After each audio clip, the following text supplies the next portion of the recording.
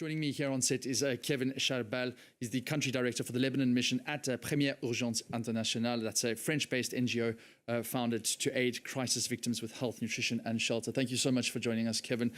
You've described this current situation in Lebanon as catastrophic. I mean, can you just walk us through the scale of the humanitarian emergency as we speak?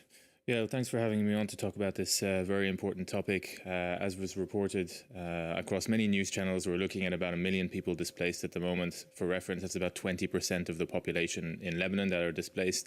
We're looking so far at about 3,500 people killed over 3 months and 11,000 injured. Unfortunately, far too high a proportion of those are civilians. All sorts of civilian services are breaking down at the moment.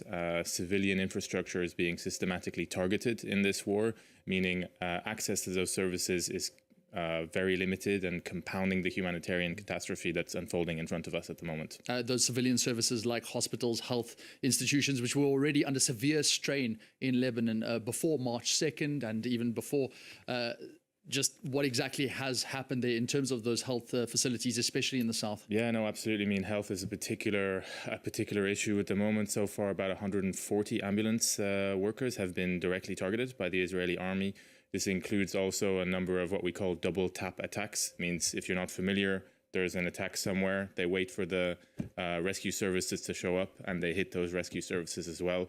It's eroding the trust in the health system, as well as attacking the health infrastructure. Hospitals have been attacked, primary healthcare clinics have been attacked.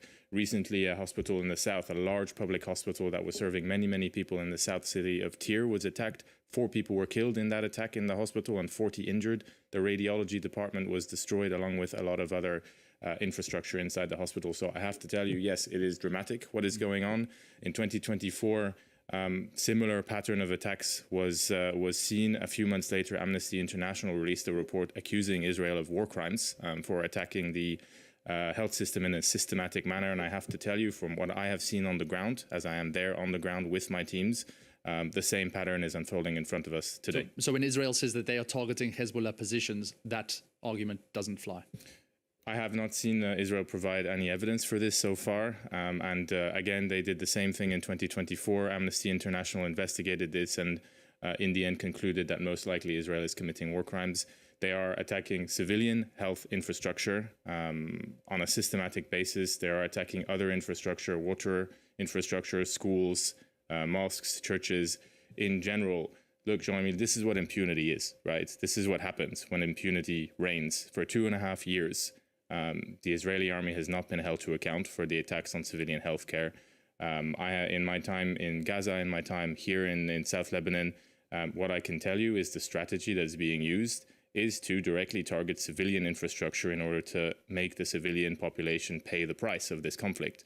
As a humanitarian, my only interest is to be able to serve these people, and right now our access to them is being impeded because civilian infrastructure is targeted, health workers are targeted, and humanitarians are being systematically targeted in these areas as well, which means for me and my teams to access to people who are in need of help at the moment, it's much more difficult. So as Première Urgence, we have been on the ground from day one, giving services. We have provided tens of thousands of medical services. We're providing hospitals in conflict zones with medical equipment, surgical equipment to try and keep them open. But as I'm saying, and as we're discussing now, because this infrastructure is being targeted, our jobs is made much more difficult because of this. And you mentioned all those displaced people also now. I mean, if you think about the size of Lebanon, it's not a very big country, but now to host 1 million displaced people at least, I mean, just talk to me about what the shelters' capacities are like and what the situation is there for those people, how your organization is being impacted in their work efforts as well as that. I mean, yes, as you said, we're talking about 1 million people. That's 20% of the population, more or less. And let's not forget that on top of that, Lebanon is hosting 1.5 million Syrian refugees who are also going unnoticed in this conflict. The shelters that are being used are by and large public schools that are being reorganized to be able to host these displaced people. So you can imagine when you enter into a classroom, it's a cold, tiled floor.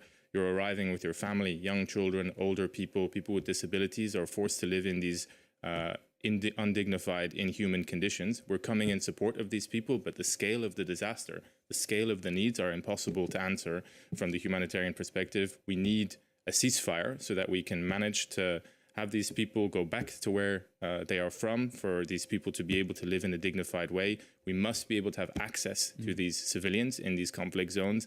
And as I was saying, we must have unimpeded access for humanitarians. Humanitarians are not a target in this conflict, despite having been targeted regularly. Ceasefire, unimpeded access, and surely funding. Funding is a major component. The ask has been doubled last week, given the rise in needs across the territory, and I hope that states will come in support. And I mean, as we speak, in terms of the coordination with other UN agencies, PUI, what is the situation with getting that funding and making sure that it's allocated to the right resources? We work closely with the UN. We are coordinating with them to be able to communicate needs upwards, right, to the governments that are supporting the people of Lebanon. It's a complicated affair. Again, gathering those needs is difficult in conditions of conflict where access is dangerous for us, but we're sending the information that we can. As I said, the figures are, really hard to tell you. They're unimaginable figures here at the moment. 1 million people displaced, 3,500 killed, and 11,000 injured so far is putting so much stress just on the health sector that right now we don't see a way out. So we really need desperately a ceasefire right now. 3,711 is according to the latest estimates by Lebanese authorities. Thank you so much for joining us here, Kevin Charbel, and all the best with your efforts, of course, to help the population in need there in Lebanon.